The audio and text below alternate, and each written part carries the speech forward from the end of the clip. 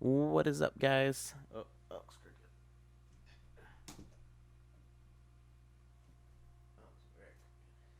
What is up? Thank you for coming back to the channel. Yes, I stole this from Drew Gooden, but I really liked it. I saw it in his earlier videos. I thought it was funny and a good way to get news out there that I want you guys to know.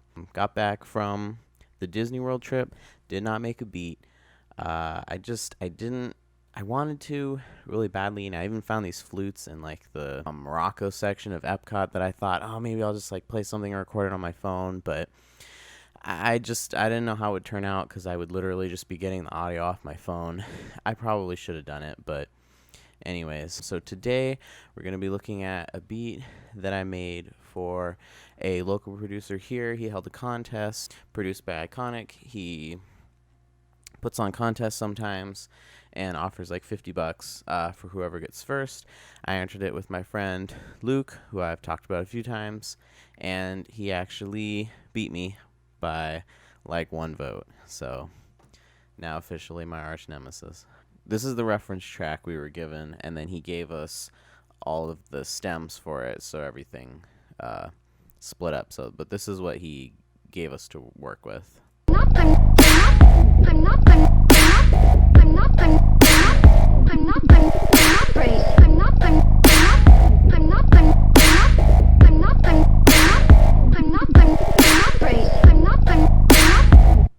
And that was basically it. So yeah, it was kind of not what I was expecting. Not really what I'm used to, but it sounded fun. It sounded like I would get out of my comfort zone. So I decided to try it. I took the this little wobble sound.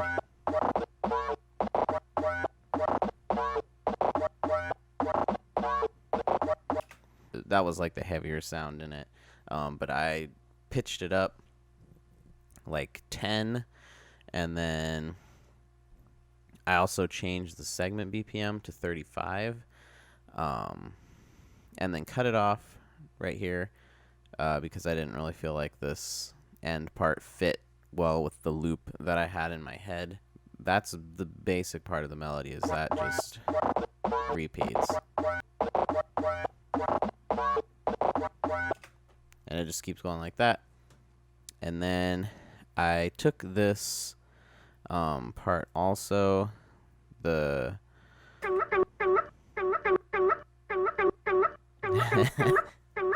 sounds like a squeaky boat or something, I don't know. So for this part, I went in, this one was only pitched up 3 because it started sounding pretty weird once it got changed, but I knew I didn't want it to be the same. And then segment BPM was 70. So they were not lined up perfectly, but since I knew that this one was 35 and this one was 70, I just have to put 2 to this one's 1. So basically then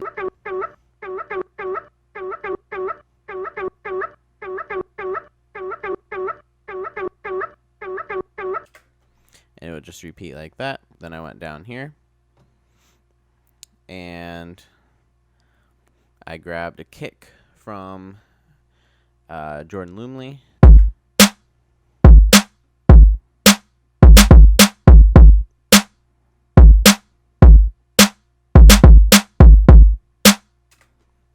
Pretty basic, just kept it going like that. So basically what I had at that point was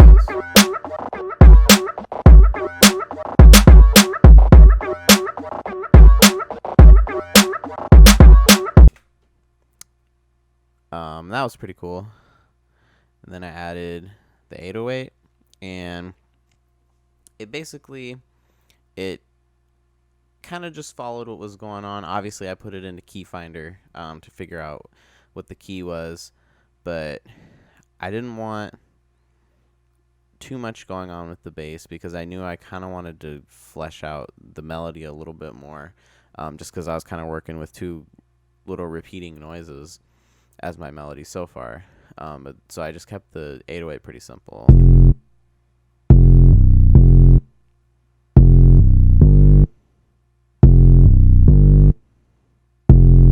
That was also a Jordan Lumley 808. So then what I did was I went in and I kind of just wanted these like pads almost. These are literally just stock pads that I took, and all I did was I added some reverb to them and some chorus. This is what I did. Dry wet. Put it up here to make it sound a little fuller, and then this is what they ended up sounding like.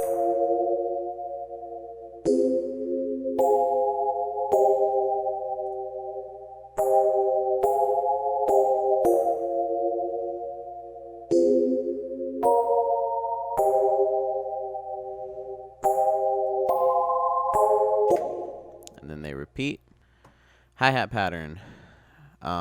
Pretty simple. Every other. Leave a gap here. Then a little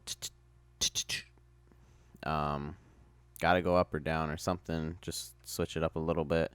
And then in the next one, I dropped it down. So nothing really crazy because I knew that a lot of other stuff was going on.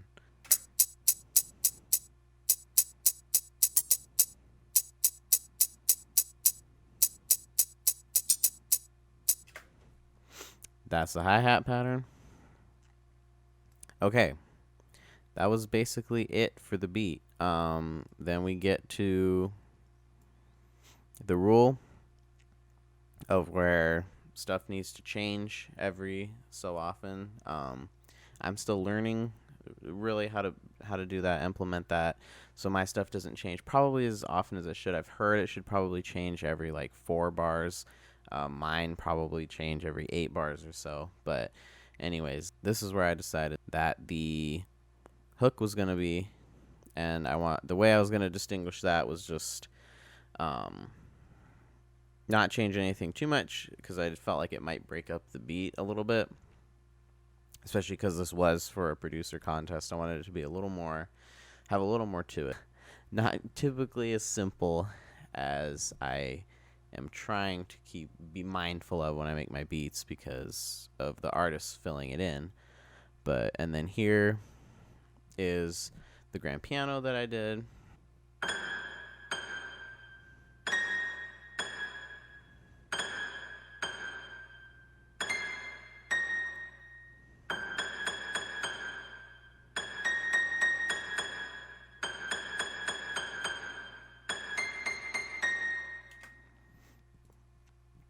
So again, this is stock. This was before I got addictive keys, which I will probably be using in the future.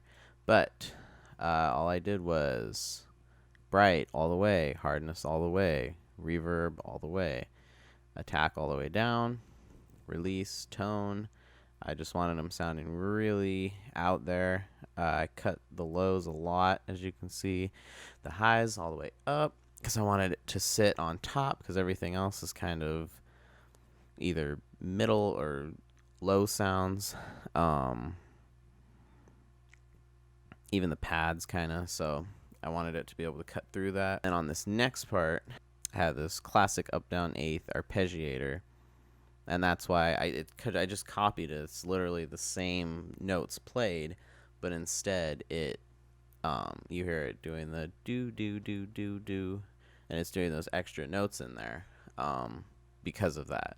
To change things up again, down here I have this snare. This was taken from the stems that Iconic gave us, and I just like how it sounded, so I decided to layer it every other on my snares.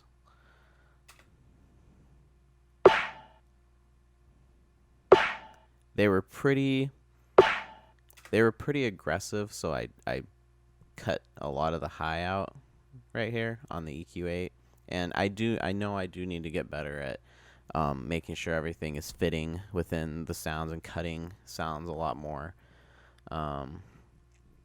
And then the final thing I added, just to make sure I was using as much of the stems that he sent us as possible, was I took the little vox that he had in it of the person saying I'm not crazy or whatever, and I cut it, so I just took the crazy part out of them just saying crazy, and then put that on a ping pong, so it would be bouncing back and forth between the speakers. Brought this way up here so it sounded more like it was a recording or something, and then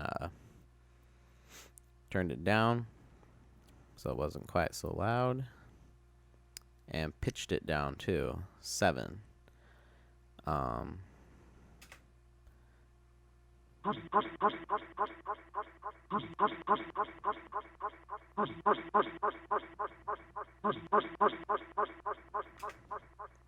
Also forgot to mention that right here I cut it to mix it up more and to change it up, give it a little difference, little break from the repetition.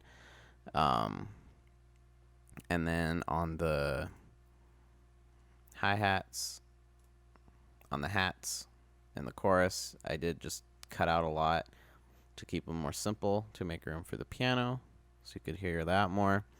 And then finally, I do want to mention on my hi-hats, I have this auto pan that I save because I really like how it sounds. These are what I usually set it to. I think I got these from Ableton Tips on Instagram, and it just helps me velocity randomize it to 11. So now then I have auto panning going plus the velocity, so it just makes the hi-hat sound a lot better. Finally, I did want to mention I use Camel Crusher always, Clip Max on kicks and snares, Camel Crusher on the 808s because it's free, and I like the British Clean just because it gives it it makes it really punchy, but not like to the point of blowing everything out. And plus these are already really good 808s, so don't want to mess with them too much. And that was basically it. That's the entire beat. Like I said, I did not win, but that's okay. Luke's was really awesome too. Yeah, that was it. Thank you guys so much for coming back, watching. I'm only 9 away from 100 subscribers, which is crazy. So thank you guys for tuning in and subscribing. Please keep doing so. Please keep looking at the stuff in my description if you want to buy anything. Amazon affiliate links are there. And then if you want to follow me on other stuff, Instagram, I'm only 26 away from 700. I also am on Twitter, same handle, TikTok, same handle, and Facebook, same. I try to keep everything the same, so it's just easier that way. But yeah, anyways, thanks guys.